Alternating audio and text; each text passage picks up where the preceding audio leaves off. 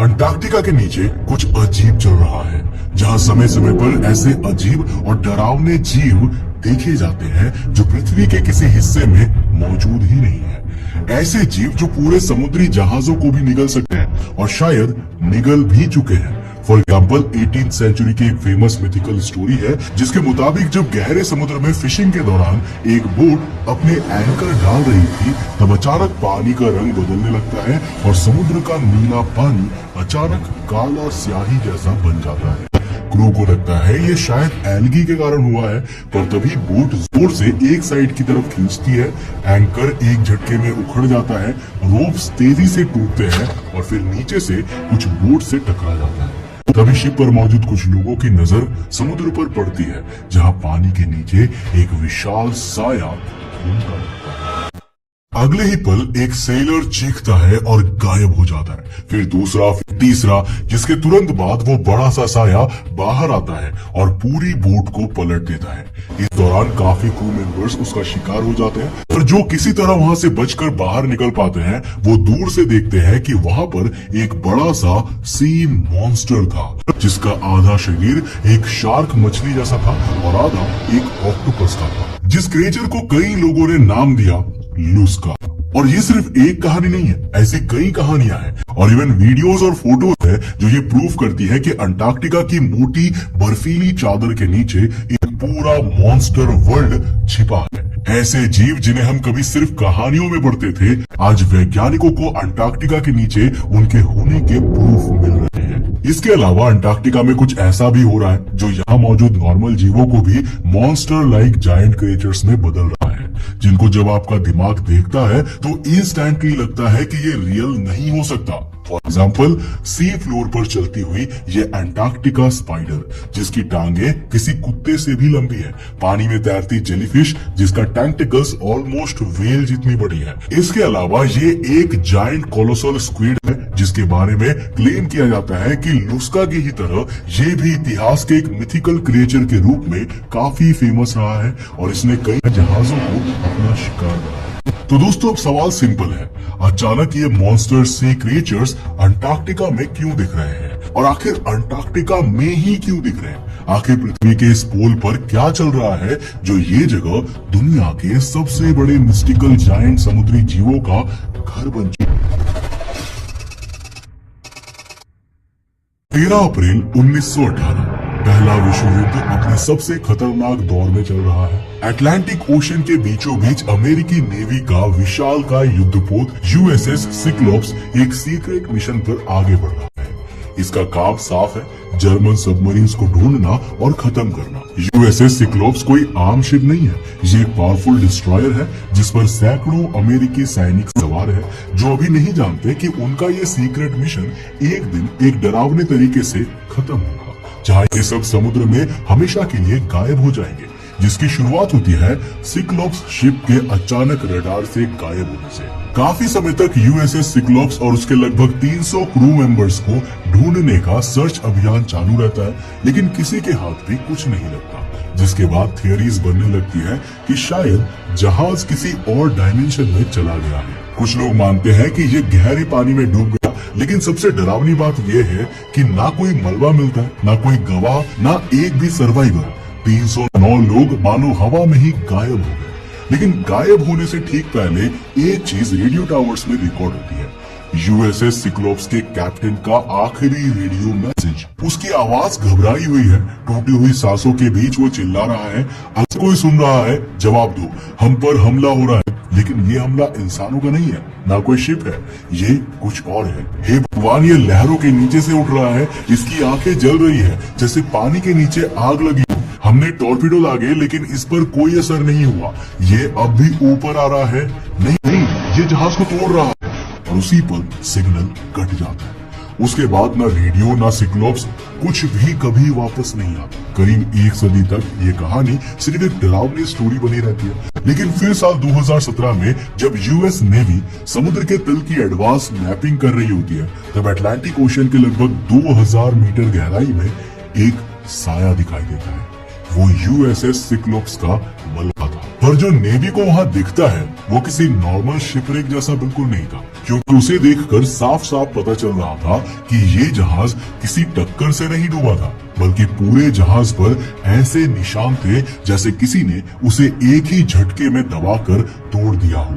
सिक्लोप्स दो हिस्सों में बटा पड़ा था। इसके अलावा उसकी मोटी स्टील प्लेट्स पर विशाल दांतों जैसे गहरे निशान भी थे। हर बाइट मार्क इतना बड़ा था कि उसके अंदर एक पूरी कार समा जाए। लेकिन सबसे भयानक बात थी, पूरे जहाज में एक भी इंसानी कंकाल नहीं मिला, ना शरीर ना कोई हड्डी। सभी लगभग 300 लोगों की बॉडीज वहां से गायब थी या शायद खा ली गई। उस मॉन्स्टर का शिकार बन चुकी थी जिसने यूएसएस सिक्लोप्स पर हमला किया था। पर आखिर यूएसएस सिक्लोप्स पर हमला करने वाला वो जीव था क्या? और क्या सच में इस तरह के मॉन्स्टर जैसे बड़े जीव पृथ्वी पर एग्जिस्ट करते हैं? तो जवाब है जी हाँ। और इसे देखने के लिए हमें जाना होगा इन जायंट मॉन्स्टर सी क्रिएचर्स के घर कहे जाने वाले साउथ पोल के अंटार्कटिक ओशियंस में। क्योंकि जैसा मैंने इंट्रो में कहा कि अंटार्कटिका में कुछ अजीब हो रहा है, जिसके कारण समुद्र में रहने वाले नॉर्मल जीव भी वहां जायंट मॉन्स्टर लाइक क्रिएचर्स में बदल जाते हैं। और अगर आप अंटार्कटिक आइस शीट के नीचे छिपे समुद्र को किसी तरह देख पाते तो आपकी आंखों के सामने पानी के अंदर एक ऐसी दुनिया होती जिसमें आपको कई डरावने जायंट सी क्रिएचर्स दिखते। जी हाँ, वही सी क्रिएचर्स जिन्हें कभी हम मिथ समझते थे, वो यहाँ पर जिंदा है। आखिर कैसे? वेल, ये जानने से पहले हम अंटार्कटिका में छिपे कुछ इन्हीं मॉन्स्टर सी क्रिएचर्स के बारे में बात करेंगे। उनका जिक्र हमें कई मिथिकल स्टोरीज के शिप्स को डुबोने वाले और गांवों पर हमला करने वाले समुद्री दानवों के रूप में कई सभ्यताओं में मिलता है, जिसका सबसे डरावना एग्जाम्पल है कोलोसल स्क्विड। और हाँ, ये स्क्विड पूरी दुनिया में हर जगह नहीं मिलता। इसका मेन ठिकाना अंटार्कटिक ओशियंस के गहरे ठंडे समुद्र है, जिसके बारे में कहानियां हैं कि इसने हिस्टोरिकली कई जहाजों पर हमला करके अपने इनॉर्मस साइज के कारण उन्हें डुबोया है। लेकिन शुरुआत में ज्यादातर लोग इन कहानियों को और इस जीव को सिर्फ एक मिथिकल क्रिएचर ही मानते थे। लेकिन 19th सेंचुरी में जाकर अंटार्कटिका के वाटर्स में वैज्ञानिकों को इसके होने के कई सबूत मिलने लगे। पर इसके साइज और वेट की फुल जानकारी हमें साल 2007 में मिली, जब अंटार्कटिका के पास एक फिशिंग वेसल के जाल में अचानक ये मॉन्स्टर कोलोसल स्क्विड फंस गया। जिसके बाद जब उसे सरफेस पर खींचा गया तो दुनिया इसे देखकर हैरान रह गई, क्योंकि इसकी बॉडी पर हुई स्टडीज के मुताबिक ये करीब 495 किलो का था, यानी लगभग आधे टन का, और इसका आकार लगभग एक स्कूल बस जितना बड़ा था। इसके अलावा जब वैज्ञानिकों ने इसकी आंखों को नापा तो पता चला कि इसकी आई का विड्थ लगभग 27 सेंटीमीटर है, और यही मॉन्स्टर शरीर शायद पुराने समय की लकड़ी वाले शिप्स पर आसानी से हमला करके उन्हें डुबो देता था, जिसके कारण लोग इसे समुद्री राक्षस की तरह स्टोरीज में दिखाने लगे थे। लेकिन ये तो कुछ भी नहीं था उस जीव के सामने जिसके बारे में अब हम आगे बात करेंगे, क्योंकि इस जीव के जायंट आकार के साथ साथ इसका बॉडी स्ट्रक्चर भी एक मिस्ट्री से कम नहीं है। तो एक बार जरा इसे देखिए। पहले आपको बस पतली पतली लाइंस दिखती है, जैसे किसी टूटे हुए केबल के टुकड़े। फिर वो लाइंस मूव करती है और अचानक समझ में आता है कि ये केबल्स नहीं बल्कि लेग्स हैं, बहुत लंबी बहुत पतली। ये है अंटार्कटिक सी स्पाइडर। नाम स्पाइडर है, लेकिन ये आपके घर वाला स्पाइडर नहीं होता, ये अंटार्कटिका का स्पाइडर है। और हाँ, बाकी समुद्री जीवों की तरह इसे भी अंटार्कटिका ने एक जायंट मॉन्स्टर में बदल दिया है, जिनका आकार 40 से 50 सेंटीमीटर तक होता है। इस क्रिएचर का सबसे डरावना हिस्सा उसका बॉडी नहीं, उसके पैर है, क्योंकि उसका मेन शरीर छोटा है, इसीलिए उसके ज्यादातर ऑर्गन्स उसके पैरों में ही होते हैं। और मैं इसे इसीलिए भी डरावना कह रहा हूँ क्योंकि ये किसी वैम्पायर की तरह दूसरे जीवों का रस चूस कर खा जाता है। जब इसे समुद्री सतह पर कोई शिकार दिखता है, फॉर एग्जाम्पल एक स्पॉन्ज या सॉफ्ट क्रिएचर, तो ये जायंट स्पाइडर मॉन्स्टर धीरे धीरे उसके पास जाता है और अपने मुंह से निकली एक लंबी स्ट्रॉ जैसी ऑर्गन से उस दूसरे जीव की बॉडी में छेद करके उसके अंदर मौजूद ऑर्गन्स को खाने लगता है। इसके अलावा आपने स्टारफिश तो बहुत देखे होंगे जो नॉर्मल समुद्र में कुछ ऐसी दिखती है, लेकिन जब अंटार्कटिक ओशन में रहने वाली स्टारफिश की बात आती है तो वो कुछ ऐसी डरावनी दिखती है, एक ह्यूज आकार वाली, जिसके 5 आर्म्स नहीं बल्कि 20 से 25 आर्म्स होते हैं, जिसके कारण इन जायंट स्टारफिश को एक नजर में पहचानना भी काफी मुश्किल हो जाता है। ये सी फ्लोर पर ऐसे फैली रहती है जैसे किसी ने लिविंग नेट बिछा दिया हो। और हाँ, अंटार्कटिका के बाकी सी मॉन्स्टर क्रिएचर्स की तरह ये भी क्यूट नहीं बल्कि जानलेवा प्रेडेटर्स है, जो कई बार दूसरी स्टारफिश को भी अपना खाना बना लेती है। और अब हम एंटार्क्टिक ओशन के इस गहरे ठंडे पानी में देखते हैं समुद्र में तैरती एक और डरावनी मॉन्स्टर क्रिएचर को, जिसका आकार करीब 5 मंजिला है, यानी लगभग 35 फीट, जो एक बार अगर आपके पीछे पड़ जाए तो जान जाना तय है। इसका नाम है एंटार्क्टिक जेलीफिश। और हाँ, समुद्र के बाकी हिस्सों में यूजुअली जेलीफिश कुछ सेंटीमीटर की होती है, वहीं अंटार्कटिका में एवोल्यूशन ने बाकी जीवों की तरह इसे भी कई गुना बड़ा और डरावना शिकारी मॉन्स्टर में बदल दिया है। और अब जब हमने अंटार्कटिका में मौजूद इन जायंट मॉन्स्टर सी क्रिएचर्स को देख ही लिया है, तो मुझे यकीन है मेरी तरह आपके मन में भी एक सवाल आया होगा कि आखिर ज्यादातर ये जायंट सी क्रिएचर्स अंटार्कटिका के रीजन में ही क्यों मौजूद है। आखिर अंटार्कटिका में इन जीवों के साथ ऐसा क्या हुआ जिसके कारण ये अपनी स्पीसीज के दूसरे रिलेटिव्स से इतने बड़े जायंट्स में बदल गए। तो अंटार्कटिका में सी एनिमल्स के इस तरह से जायंट बनने की प्रक्रिया को कहा जाता है पोलर जाइगेंटिज्म, और अब हम इसी के बारे में जानेंगे।